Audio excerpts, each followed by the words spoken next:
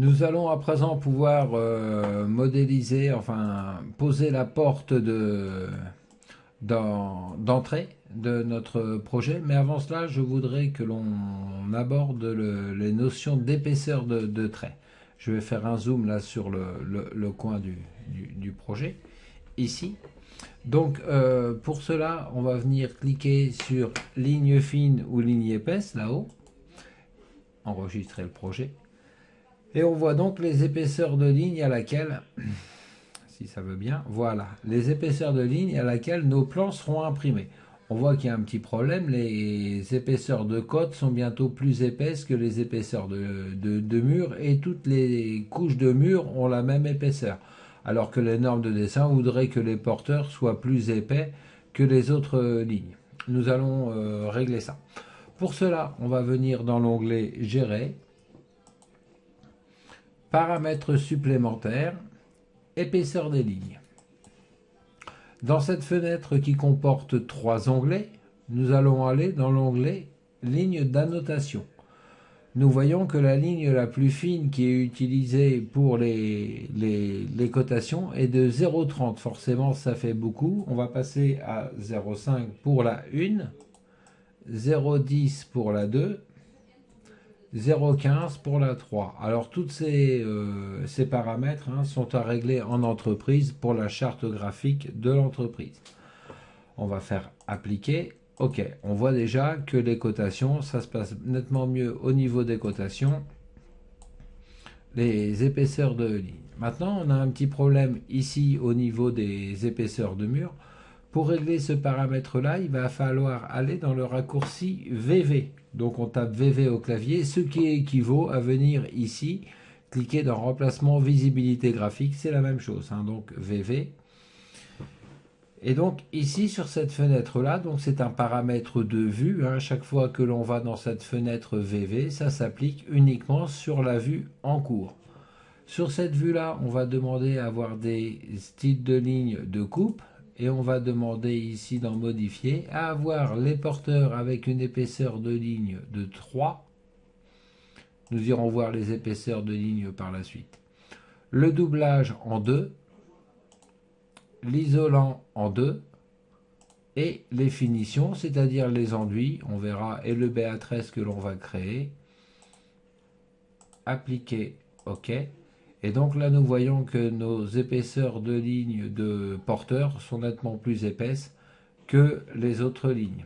Voilà, il faudra donc appliquer tout ça. On verra comment créer un gabarit de vue pour que cette vue-là, les paramètres de vue que l'on vient d'appliquer s'appliquent aux autres vues. Donc gagner du temps en créant un gabarit. Voilà pour les épaisseurs. On va donc pouvoir maintenant mettre notre porte. Pour cela, on va l'insérer dans l'onglet Architecture. On voit ici Porte. Il nous propose que des portes d'entrée, de portes intérieures, pardon. Donc, on va venir charger la famille et on va aller dans le chapitre Porte. Toujours dans notre bibliothèque French. Pardon, Porte, je fais des bêtises. Porte. On va prendre porte d'entrée. Il n'y en a qu'une. Et je vais la mettre ici. Donc si jamais je voulais changer les valeurs de cette porte, qui est donnée pour 140 en largeur, avec un ouvrant de 90 par hauteur 10 de 10 de hauteur, on pourrait venir modifier les valeurs ici directement dans les paramètres en la dupliquant bien sûr, dupliquant, changeant le nom et modifiant les valeurs. Ok, voilà pour la porte d'entrée. Donc je pourrais rajouter sur mes cotations dans Annoter, cotation alignée, mur entier, mes ouvertures en largeur. Et donc après, utiliser les cotations pour changer les dimensions de ma porte. Cette porte, l'on voit qu'elle a un niveau de détail assez faible. Pour avoir un niveau de détail un peu plus élevé, c'est ici en bas de notre fenêtre. Nous avons ici niveau de détail. On était en faible. En passant en élevé, on voit l'épaisseur de l'ouvrant. Le niveau de détail faible ou élevé, nous le retrouvons ici dans la fenêtre des propriétés également.